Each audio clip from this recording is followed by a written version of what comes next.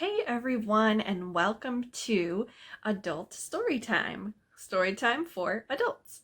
I'm Katie, your host from Adult Services, and we are into February of 2021. So we're going to do a little bit of a mashup this month, and we're going to celebrate Black History Month along with romance novels. So I have three wonderful Black female authors that we're going to feature this month. And the first one, with her book, Duke by Default, is Alyssa Cole. So I'll tell you a little bit about Alyssa Cole. Now, this book is available on Hoopla, and that means you can download it right away, no waiting on holds. Here is a picture of Miss Alyssa Cole. And Alyssa Cole is a science editor, pop culture nerd, and romance junkie who lives in the Caribbean and occasionally returns to her fast-paced New York City life. In addition to writing, she founded and hosted the Jefferson Market Library Romance Book Club, that sounds fun, and taught romance writing for beginners. She speaks on topics such as writing erotic romance, writing multicultural romance, and self-editing. And lots of great things here. When she's not busy writing, traveling, and learning French, she can be found watching anime with her husband or tending to her herd of animals. So she sounds like a real treat.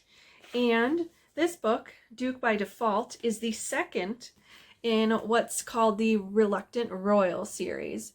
So, and as you know, or maybe you don't know, in romance world, romance series follow one specific character per book. And so I'm not going to feature the first book in the series because this is actually the first book in the series. This one here is the first one I read. What's fun about that is you don't always need to read them in order. You can kind of start with certain characters, go back and read about the other characters. And this might be a little more familiar to you now if you are a fan of the new Netflix series Bridgerton, which followed the structure of one season for one book in the series, the first book. And really cool. Now, I want to briefly mention that all three books that I'm going to feature this month are what I would call a high level of spicy. And by that I mean that we are not featuring the more sweetsy, hand-holdy romance, which is awesome in its own right. But the three books I chose have definite spice between the lead characters and definite scenes that I would call more appropriate for adults. So obviously I'm not going to be reading those scenes for our story time, but I'm going to give you a little fun intro to the characters. Our two lead characters here, Portia and Tavish. Tavish is Scottish, and this book mostly takes place in Scotland. I'm not going to do a Scottish accent for you. I'm so sorry. I just think that would ruin the whole story time. So, without further ado, I'm gonna start about 114 pages into the book. Now, Portia has gone to Scotland to apprentice and learn about the art of sword and blade making from Tavish. And so in this scene in the book, they are having a festival at the grounds where this where is it? They're having a festival and there's swords and there's a booth, and Portia is at the booth talking to customers, and Tavish is coming over to say hello. So, here we go. Tav made his way around the crowd, feeling the lure that Mary had spoken of as Portia came into his line of sight again. He stepped beside her quietly as she fielded a question about whether fencing or longsword was better for beginners. Ah, here we have the chivalrous Sir Tavish, who can tell you more about Benotria's lessons. Portia's eyes glinted up at him, and her smile was a thing to behold. She's enjoying herself. How many times had he seen that smile fade away after she deflected one of his barbs? Tav's chest suddenly felt tight, as if his brigandine had shrunk a size. He remembered that awful year of marriage with Greer, where neither of them could say the right thing to one another, and every time he tried to, she'd reply with something caustic or biting, or worse, with indifference. "Oh, another sword? Wow, looks sharp. I'm off to the office then, as one of us has to be responsible."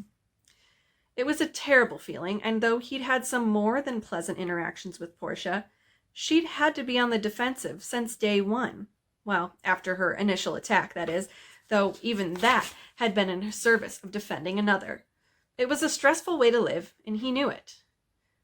"Thank you for doing such a fantastic job holding down the fort while I was away performing my nightly duties, Maid Freckles," he said grandly, bowing to her before turning to the crowd. Maid Freckles is American, but she has a vast knowledge of Scottish arms and history. We're very lucky to have her sharing her talents with us for a few months. He glanced at her and wished he hadn't, because the shocked pleasure on her face showed him just how much of a knob he'd been for the past few weeks. "My pleasure, Sir Tavish," she replied politely, with a deep curtsy that nearly interrupted the blood flow to his brain. The rare late spring sunlight highlighted her collarbones and décolletage. Décolletage. That word always gets me. Her freckles were not restricted to the spray across her nose and cheekbones. "Is this the result of the apprentice search?" someone in the crowd asked. Tav's eyes jerked from Portia's collarbones to a lean, bearded man holding an expensive camera. "Aye," he answered carefully. "Grand," the man smiled. "I'm from the Badatria Eagle, the paper that first covered your search for an apprentice." "Oh, that's how I found out about it," Portia beamed at the reporter, and Tav watched the man's expression brighten. "My twin sister runs a website, girlswithglasses.com. That's girlswithglasses.com. Easy to remember, right? She posted a link to the article in your paper and sent it to me to apply, and here I am." "Really?" Tav and the man asked at the same time. "Well, yes." Portia kept her gaze on Tav. "You never asked me how I found you, so I never said anything. I told Jamie, though, and Cheryl, since she's a fan of the site." "And you have a twin?" And here I was thinking that one of you was more than enough trouble. Tav was joking, but some of the light faded from Portia's eyes, and her smile sagged a bit. "Oh, she's nothing like me. Reggie is the good twin." She chuckled, but after having seen what Portia looked like when she was actually having fun, he could tell that she was faking it. He thought about how vulnerable she had been, sitting across from him and telling him she needed this apprenticeship, and how his careless words had hit her much harder than he'd intended over the weeks. He had to stop being so careless, damn it.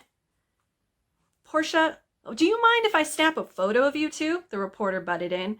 "Our readers just loved that story, and I know they'll be thrilled to have a follow-up." "Oh, of course." Portia was suddenly bright again, though it still seemed a bit forced. She wrapped one arm around Tav's waist and brandished a dagger with the other. He didn't move.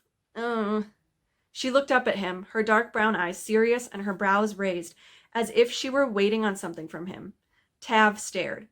"Pull out your sword," she commanded, and Tav was certain it was the sexiest thing a woman had ever uttered to him. He did it as he was told, carefully, and held it out in front of him as if warding off attackers. She leaned up on her tiptoes, arms holding him more tightly for balance.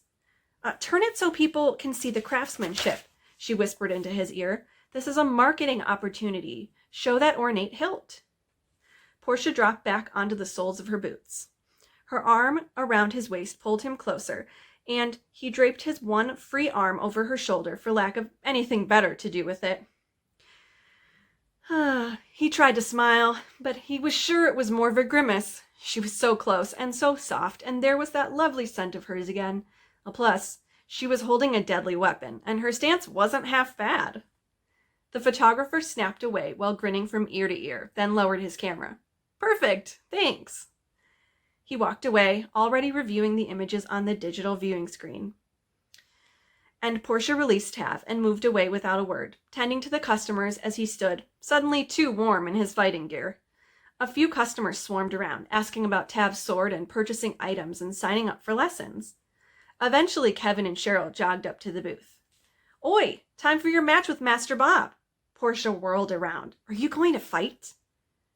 Tav shouldn't have felt a surge of cockiness at the interest in her expression, but he did. It wasn't as if he was battling for honor or anything. It was an exhibition. Still.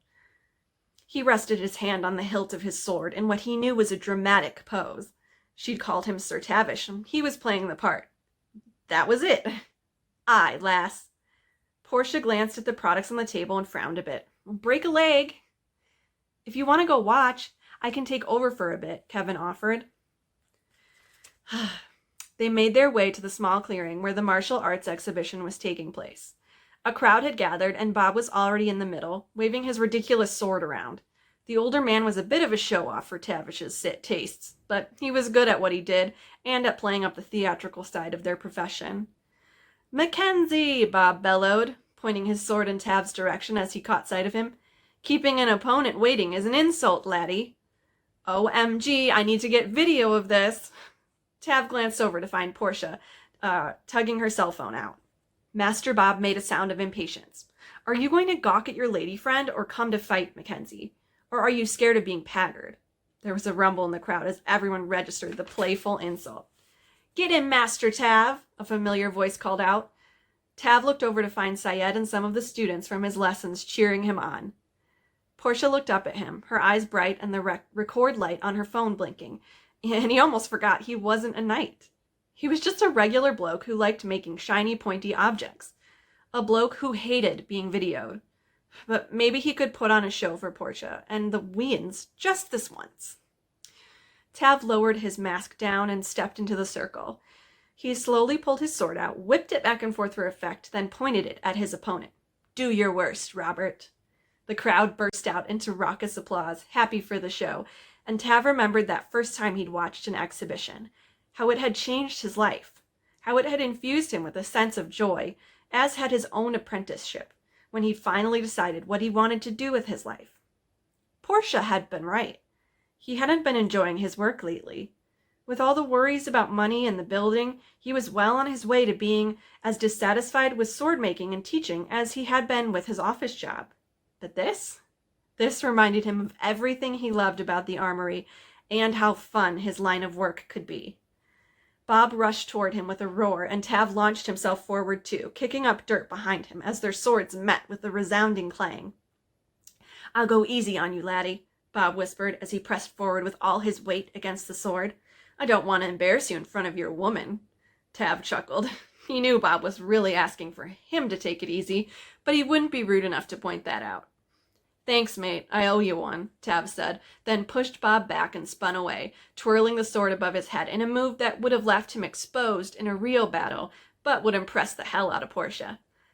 This was a marketing opportunity, after all, even if the line between selling his product to the crowd and himself to Portia had been hopelessly blurred. It didn't matter. After this fight, the exhibition would be over, and the illusion would fade. But, like infatuation, it was glorious while it lasted. So that's just a little taste. It's really fun if you like Scotsman, as many romance novels do. I will also say as another not warning, but there are quite a few swear words as well. Both characters swear quite a bit. So with that in mind, you just want to make sure, if you pick up a book or you check out a book and you don't like it or it's not for you, don't feel bad about saying, you know what, I'm not gonna read this. But for those of you who do feel interested in checking out this series and this specific book by Alyssa Cole, it's great fun. The characters always have great banter. Of course, this is a prime example of foes to more than friends. They kind of start off, like hate and then love. So a fun dynamic there as well. And oh man, that's all for today. I'm looking forward to sharing next time the book Get a Life, Chloe Brown. That one was a hoot, and I can't wait to share more about that with you. So happy February. I hope you're staying well and staying safe, and we will hopefully see you again soon. Thanks, everyone. Bye.